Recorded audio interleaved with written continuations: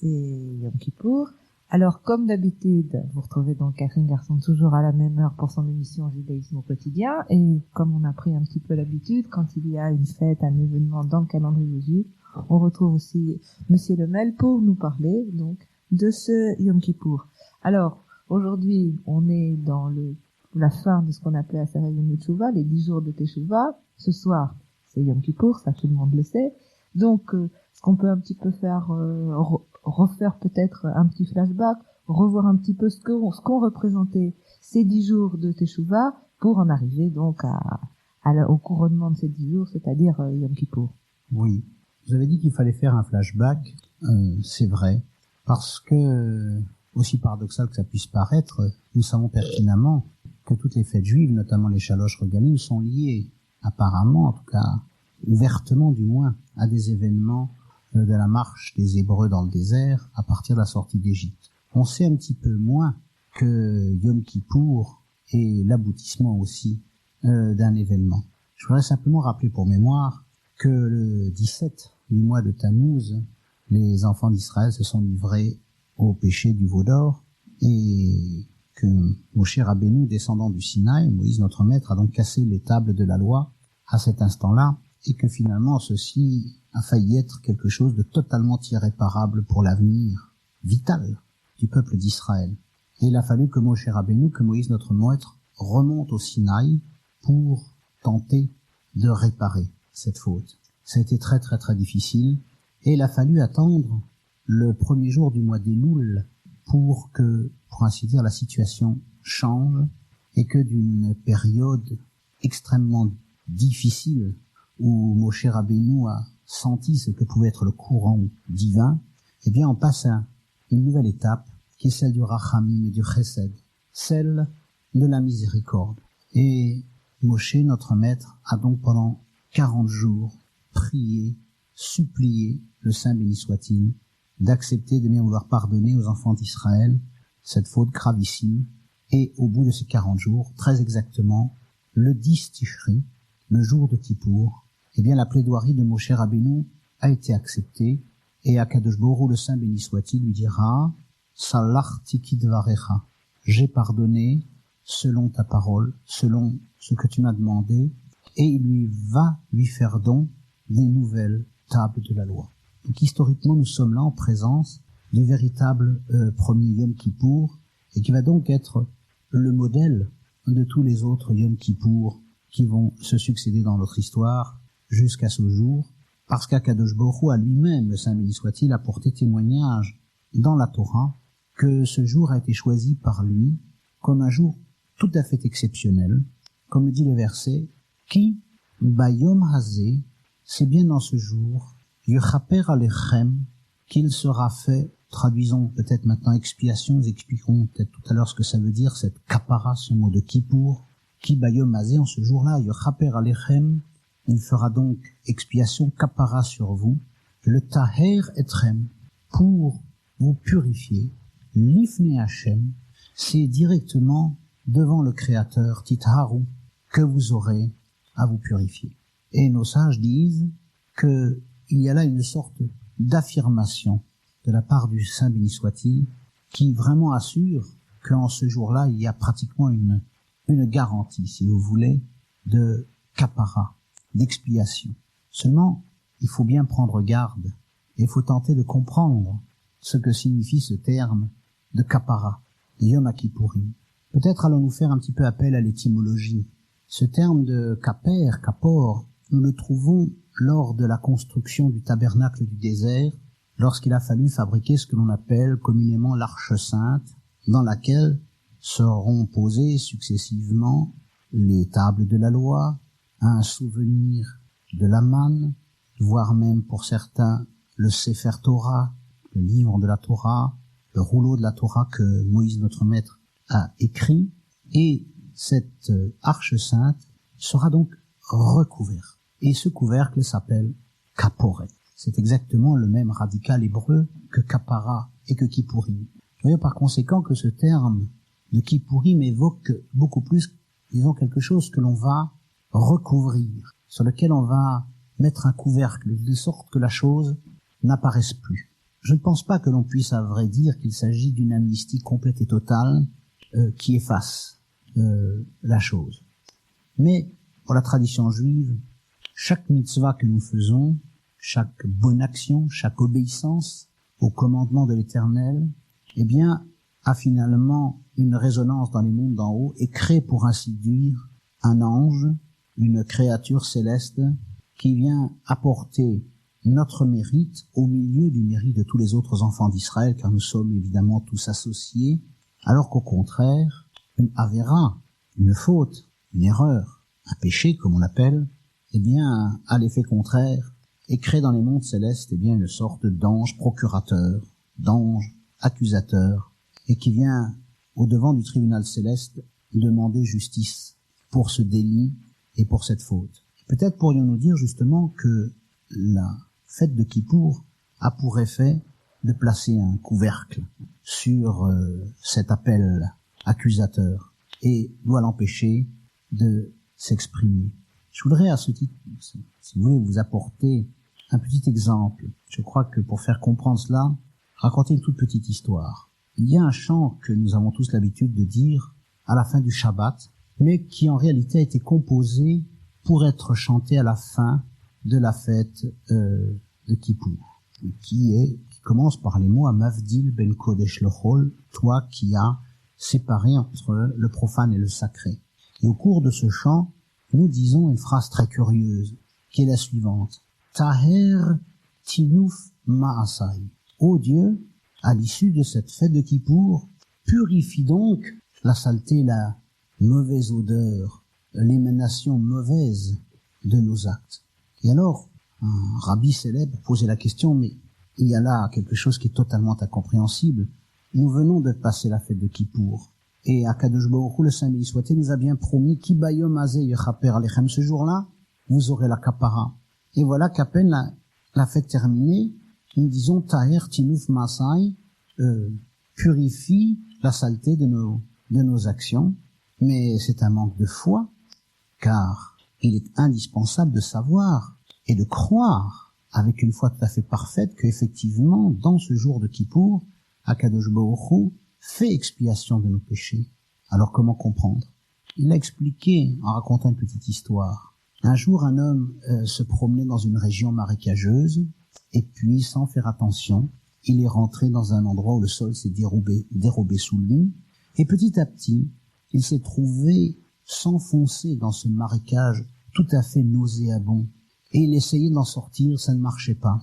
Et lorsque il a senti que le dernier instant était arrivé, il a crié, il a appelé au secours par toutes les forces, et par chance, il a été entendu, et quelqu'un, en dernier instant, eh bien, a pu lui tendre une corde. Il s'est accroché à cette corde, et l'autre a tiré avec énormément de force et d'effort, transpirant violemment, jusqu'à ce qu'enfin, après un long moment d'effort, notre homme a été sauvé. Sauvé il était, mais ses habits sentaient la vase dans laquelle il était plongé pendant tout ce temps. Il a fallu ensuite, bien sûr, qu'il se douche, qu'il se lave, qu'il se rince, qu'il se brosse, qu'il se parfume longuement pour faire disparaître cette odeur nauséabonde. Et c'est un petit peu la même chose. À Kippour, certes, un couvercle a été mis sur nos mauvaises actions. Elle n'appelle plus la sanction véritablement, mais tout ce que nous avons accumulé d'impureté, de mauvaises pensées, de mauvaises habitudes autour de tout cela, bien cela ne nous quitte pas aussi facilement et implique que tout de suite après Kippour, nous puissions justement, comme cet homme qui a été sauvé du marécage, eh bien, nous entreprenions véritablement une remise à neuf. Je crois que ceci est important. Et puis, je pense qu'il faut également ajouter que Kippour est quand même l'aboutissement, comme vous l'avez dit tout à l'heure, des Aseret Yemei Teshuvah, des 10 jours, et vous avez bien fait de dire Teshuvah, et non pas des 10 jours de pénitence, parce que je crois que la traduction est peu appropriée, parce que la Teshuvah, ça ne veut pas véritablement dire la pénitence. La Teshuvah, c'est tout simplement un chemin de retour. On vient de voir quel événement s'était déroulé il y a très longtemps à ce jour de Yom Kippour.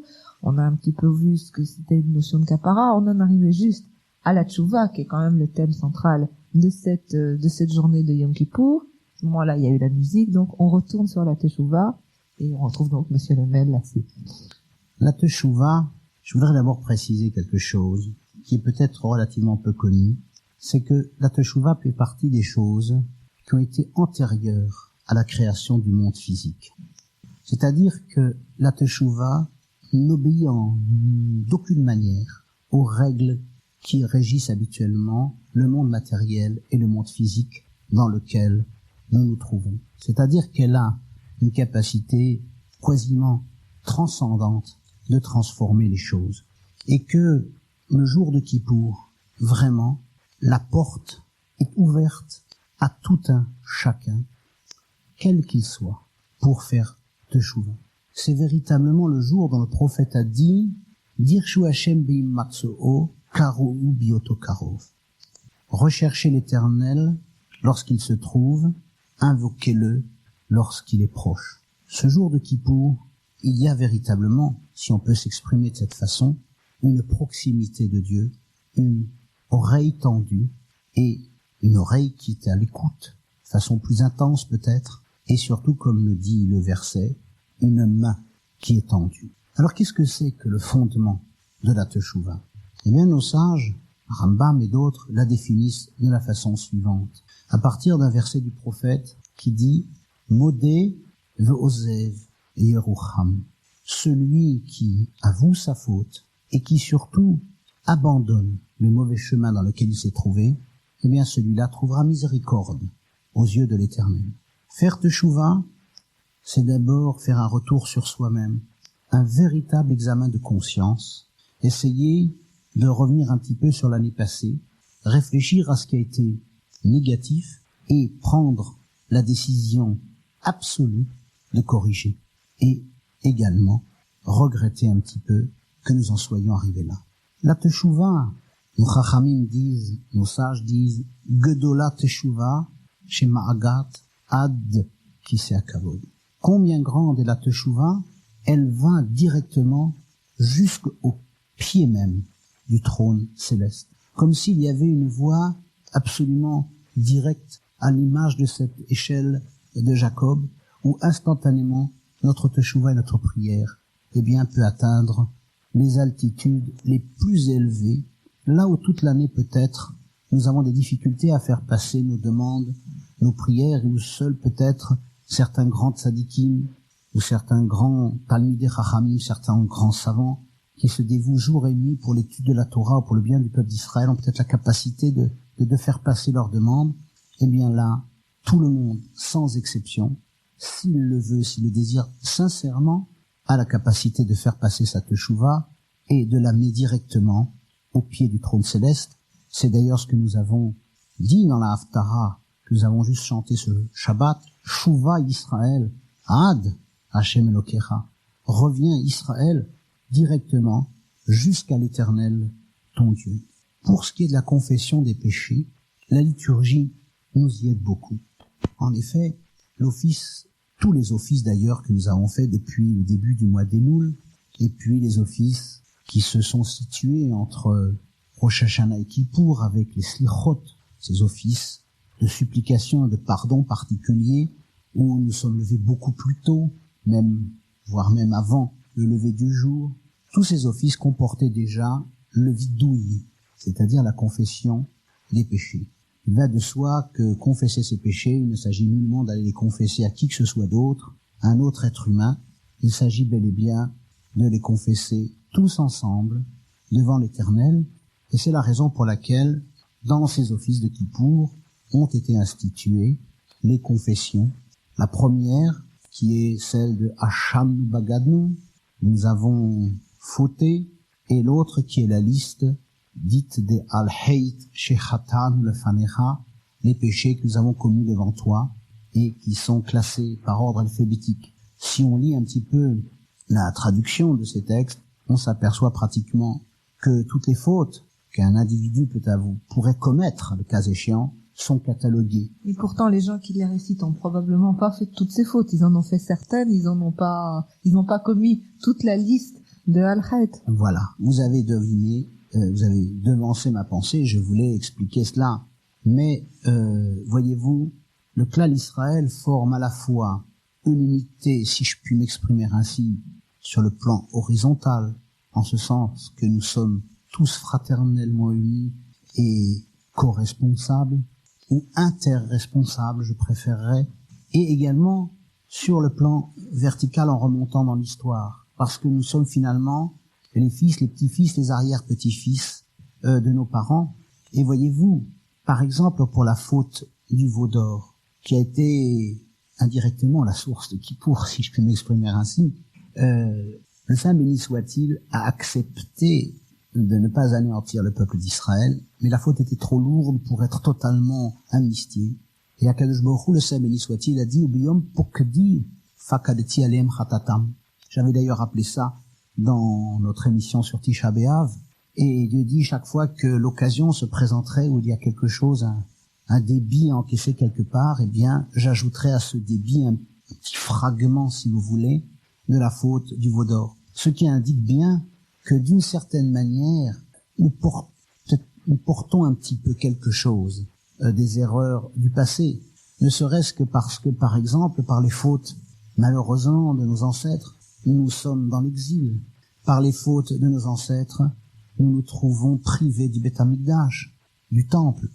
Et la tradition dit, tout celui qui se trouve dans une génération où le temple n'a pas été reconstruit doit considérer comme si le temple avait été détruit de son temps et qu'il a une part de responsabilité dans cette non-reconstruction. Donc, dans l'énumération de ces fautes, Dieu merci, beaucoup d'entre nous, je dirais même la majeure partie d'entre nous ne les ont certainement pas commises toutes, et peut-être même pas du tout, très peu, peu importe, ou même de façon par inadvertance, sans le savoir.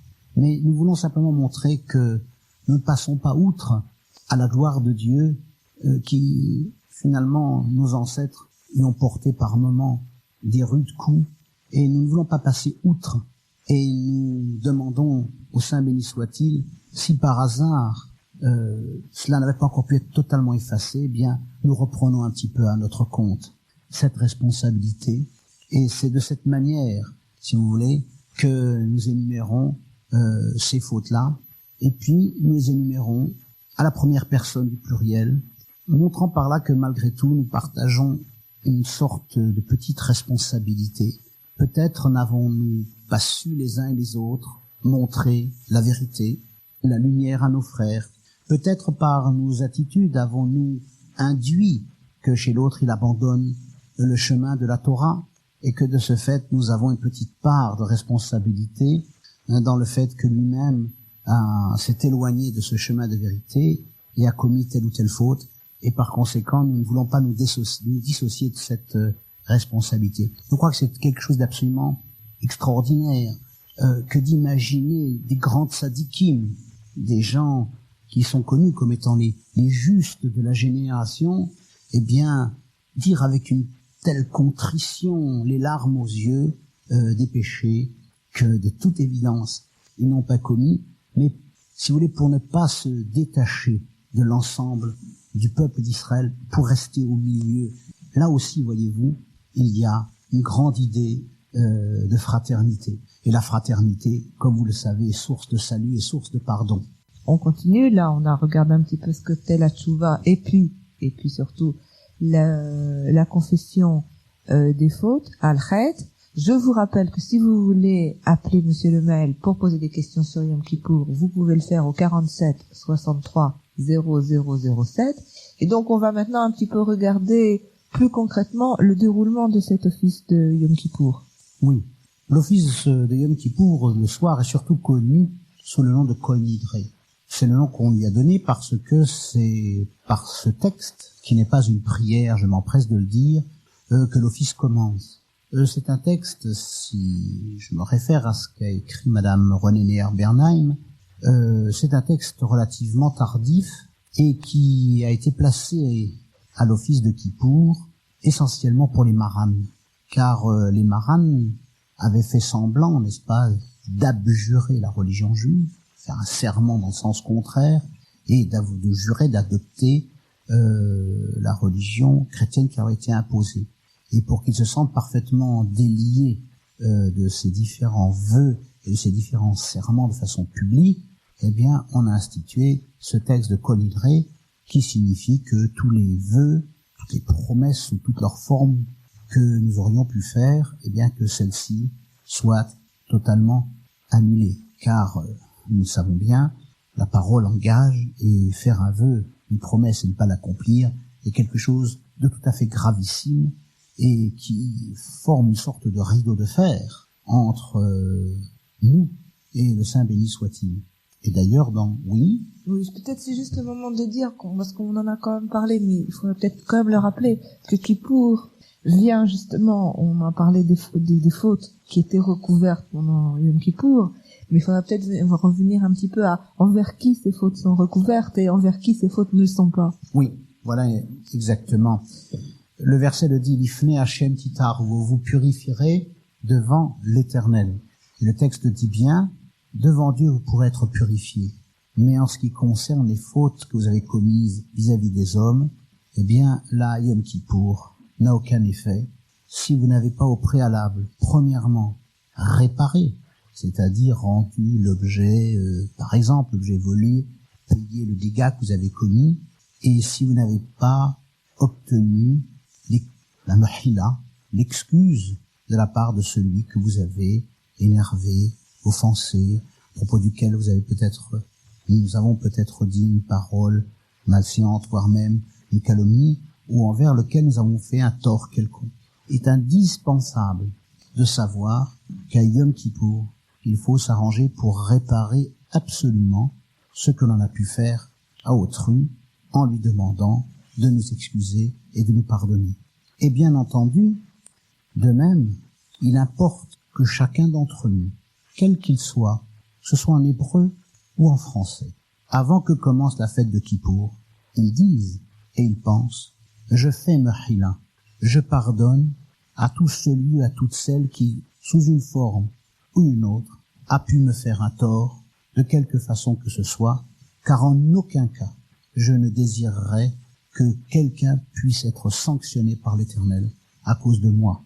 Et nous pouvons être assurés que si nous faisons cette déclaration avec un cœur véritablement sincère, eh bien que ceux à qui peut-être nous avons commis quelques torts, eh bien de leur côté ne nous en voudront pas, et qu'ainsi, eh bien nous pourrons obtenir ce pardon tant espéré. Bon, je vous interromps tout de suite parce qu'il y a un auditeur en ligne et on va le prendre. Allô? Bonjour monsieur. Bonjour. Je vous souhaite d'abord Shana Tova. Gema Khatima Tova. Bon, mais je voudrais que vous me répondez sincèrement, selon la halakha, quelque chose que j'ai pas compris. Est-ce que la vente des places dans les synagogues sont péchées ou pas péchées? Je sais que c'est marqué dans la Torah, dans Michée plutôt, que bete tifilla, ikare le chol amnen. On aurait pu dire autrement, que bete tifilla, ikare le chol Israël. Et donc la vente de place déforme totalement ce texte. Oui, vous posez une question. Voilà, je vous remercie d'abord de la poser. C'est une question extrêmement délicate. En réalité, voilà, il faudrait que tous ceux qui désirent aller prier quelque part puissent trouver une place. Mais d'un autre côté, il se pose dans certaines synagogues le problème de la survie de la synagogue pendant l'année entière. Le fait que celle-ci a besoin d'entretenir décemment son rave, ses chazanim. Laissez-moi terminer. Oui. C'est shamashim, enfin, tout cela, et que très souvent, elle n'a pas d'autre moyen de faire rentrer les sommes qui lui sont nécessaires pour cela que de demander aux fidèles de payer les places. Et nous sommes bien d'accord avec vous que dans quelques endroits, cela est devenu une activité tout à fait Vous pouvez travailler le jour de mercantile. De compter le lias le lendemain. Oui, ce soit mercantile.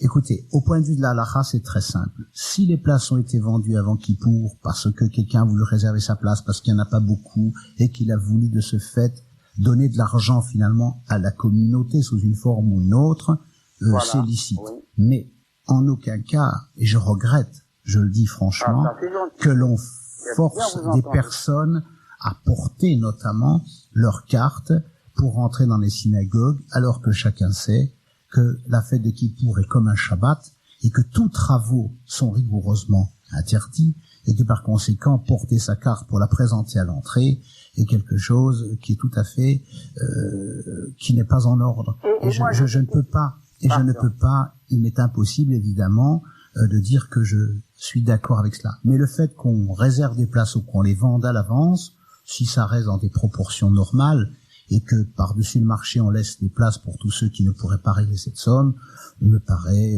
finalement quelque chose qui est dans le cadre normal de l'entretien des communautés. Voilà. Il y a d'abord les mitzvot. Moi, depuis que j'étais jeune, tout jeune, on vendait des mitzvot et cela, les mitzvot seront achetés. Je comprends. On n'a pas à imposer des prix sur quoi que ce soit. Il faut appliquer le verset. Vous avez tout à fait raison. Bon. Maintenant, la vente des places, je crois que c'est Abdi Aboudazar. Écoutez, ce n'est pas notre rôle à la veille de Kippour de porter des accusations contre qui que ce soit. Ça ne se fait absolument pas. Nous ne pouvons pas généraliser. Nous ne sommes pas responsables de tout ce qui se fait partout. Il y a souvent des personnes bien intentionnées qui font bien, d'autres qui sont bien intentionnées et qui ne font pas toujours les choses comme il faut. Le judaïsme, c'est une grande mosaïque et il est évident que quelquefois il y a des dépassements que on regrette. Mais il nous appartient dans ce cas-là d'agir vis-à-vis de ces personnes comme nous souhaiterions que Dieu agisse vis-à-vis de nous, avec beaucoup de compréhension et de miséricorde, et surtout de ne pas nous transformer en accusateurs. Je crois que ça c'est très très important de le savoir la veille de Kippour. Voilà, merci monsieur. Bon, alors, après cette question, je vous rappelle qu'on peut toujours appeler monsieur Lemel au 47 63 0007 et on continue donc sur ce qu'on avait commencé. On venait de voir ce qu'était Kol Nidré. On va plus vous laisser parler maintenant, enfin d'une manière différente. Il y a de nouveau un auditeur en ligne. Oui, alors, bonjour. Bonjour madame. Je voudrais demander une question au rabbin. Je vous dis Hatima Tova avant. Hatima Tova, monsieur. Est-ce qu'il n'y aurait pas une contradiction entre la Mechila, enfin tout le pardon, et le psaume 109 du roi David? Oui. Parce que dans le psaume 109, on demande à Dieu de punir nos ennemis, enfin que leurs femmes soient veuves, que leurs enfants soient orphelins, etc. Est-ce que c'est normal ça, ce psaume-là? Écoutez, vous avez d'abord posé une bonne question, je vous en remercie infiniment. Il est évident que nous demandons tous à Dieu de bien... Ça me gêne beaucoup, moi, ce psaume-là. Oui, non, d'abord il faut... Chaque fois que je le lis, je suis ennuyé. Non, il ne faut pas que vous soyez ennuyé par un psaume, vous pouvez faire tout à fait confiance au roi David qui a été inspiré par Dieu, mais il faut regarder un petit peu le contexte du psaume et se rendre compte à un moment qu'il s'adresse véritablement... c'est une menace, si vous voulez, de sanctions qui s'adresse à des personnages qui ont véritablement atteint le fond de la barbarie et le fond de la méchanceté. Le fait que nous demandions pardon à Kadosh Baruch Hu ne nous permet pas, si vous voulez, d'accepter pour autant le crime, si vous voulez, à l'échelon le plus élevé. Il y a quand même une justice qui existe, et Dieu a une exigence de justice, et il est vrai qu'il y a malgré tout des actions et des crimes qui sont difficilement, en tout cas vus de notre côté, qui sont difficilement pardonnables. Et par conséquent, il importe que chacun, lorsqu'il lit ce type de verset, eh bien, se rende compte qu'il a des responsabilités et qu'il y a des pas qu'il ne faut pas franchir, parce que sinon les conséquences risquent d'en être désastreuses. Il y a à la fois, si vous voulez, la mechila, et malgré tout, d'un autre côté, le fait que nous devions savoir que nos actes peuvent avoir des conséquences extrêmement graves, et c'est à nous d'y prendre garde. Et effectivement, quelquefois, nos ennemis ont une barbarie telle qu'il nous est difficilement imaginable, n'est-ce pas, parce que ce serait presque un blasphème, que le pardon puisse effacer comme ça la barbarie la plus épouvantable, telle que celle que nous avons connue, et d'ailleurs le psaume. Allez. Non, je ne suis pas à proprement parler rabbin, j'exerce des fonctions effectivement dans une synagogue depuis 31 ans, je suis enseignant, directeur d'établissement scolaire, et j'enseigne la Torah en plus de mes activités à l'école. C'est tout. Ce n'était que pour confirmer ce que vient de dire le monsieur, que les places qui se vendent, c'est une chose qui n'est pas très valable. En somme, la personne qui arrive là ou qui ne pense pas et qui n'a pas acheté sa place, il se sent diminué parce qu'on le dit, bon, ben va là-bas dans les places, avec des personnes qui n'ont pas des moyens. Il y a des personnes qui ne sont pas très pratiquants, ils vont une fois par an et ils se sentent un peu humiliés. Je comprends, monsieur. Ça, vous avez raison, mais nous ne pouvons absolument, là où je suis, je ne peux rien faire contre cela, parce que ce sont la plupart du temps des initiatives privées et qui ne sont pas les initiatives des grandes communautés. Et c'est très très très dommage. Vous avez raison. Et il faut espérer que d'ailleurs les gens qui auront entendu, parce que c'est bien, je crois que ces choses-là ont été dites à la radio, et nous souhaitons vivement en faire état les prochaines fois pour que les responsables prennent un petit peu conscience de ce problème quand même typique que 2 de nos questions est portée là-dessus. Merci beaucoup et Hatima Tova. Il est 11h52 sur Radio Communauté Judaïque FM. On prend encore un auditeur et puis après peut-être qu'on laissera un petit peu terminer Monsieur Lemel sur Yom Kippour. Allô? Allô? Oui, vous êtes à l'antenne. Bonjour madame. Hatima Tova. J'ai entendu les 2 derniers, enfin l'avant-dernier, le monsieur qui vient de parler, au sujet des billets que l'on achète avant. Oui. Et je pense que, bon, vous n'avez pas vraiment un bon sens. Il y a quand même, comme vous dites, la survie, des prix, des synagogues. Mais il y a quelque chose qui me chiffonne, c'est que quand on dit les gens qui vont à la synagogue portent, en fait, quand on y va on y va avant la fête du. Donc nous portons que à ce moment-là. Plutôt, on n'a pas commencé. Je comprends, madame. Ça, c'est vraiment vous savez. Et en plus, les communautés sont très grandes. Et je me souviens avoir entendu, je ne sais pas si c'était le grand rabbin de France ou de Paris il y a 3 ans, qui disait qu'en fait, les personnes s'occupant des communautés, qui les 3/4 sont bénévoles, c'est tous, même si je veux, ont bien, comme vous disiez, la nécessité de faire vivre cette communauté. Mais bien sûr, nous sommes d'accord. Donc, en principe, ces gens-là obligent certaines personnes qui ne viennent que on ne leur reproche rien, à faire une mitzvah volontaire. Oui, madame, vous avez écouté, je crois que nous l'avons dit, je pense que là-dessus le débat est clos, vous avez raison, j'ai dit que les communautés le faisaient parce qu'elles devaient assurer leur survie, que d'un autre côté, je regrette qu'on n'ait pas trouvé d'autres systèmes parce qu'effectivement à Paris les choses sont très compliquées. Je n'ai porté évidemment de jugement sur personne, car c'est un problème extrêmement vaste. Ça a été un échange d'idées, mais qui en aucun cas ne comporte un jugement de valeur sur qui que ce soit. Ça, je ne pourrais en aucun cas me le permettre. Et nous savons très très bien que la majeure partie des communautés travaillent et qu'il y a de nombreux bénévoles et qu'en fait, effectivement, vous avez tout à fait raison, c'est une occasion pour faire vivre la communauté toute l'année, et ils ont bien raison de le faire. Voilà. Alors, il nous reste plus que 5 minutes. On va un petit peu en revenir au sujet même, c'est-à-dire Yom Kippour. On a vu donc le Kol Nidré. On va pas regarder tous les offices qui se passent. Moi, j'ai des questions très pratiques à poser. Oui.